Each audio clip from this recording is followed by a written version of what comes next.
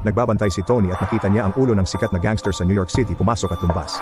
Iniwan niya ang sombrero niya sa imbakan ng bagahe dahil ang mga kondisyon para sa pagpapasok sa club ay hindi kasama ang pagsusuot ng sombrero.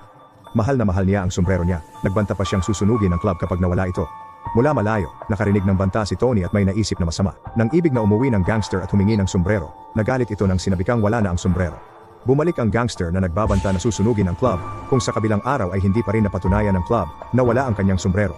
Nang marinig ang banta, napilitan ang may-ari ng club na pansamantalang isara ang club hanggang malutas ang problemang ito. Nakukonsensya siya at sinugod niya ang leader ng gangster.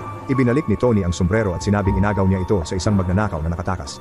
Hinihiling ni Tony sa gangster na leader na patawarin ang may-ari ng club na pinagtrabahuhan niya. Inakala ng leader na bayani si Tony. Bilang pasasalamat binigyan siya ng pera. Kinabukasan, umuwi si Tony upang magpalit ng damit at matulog. Doon niya kasama ang asawa niya na si Dolores at ang kanilang dalawang anak.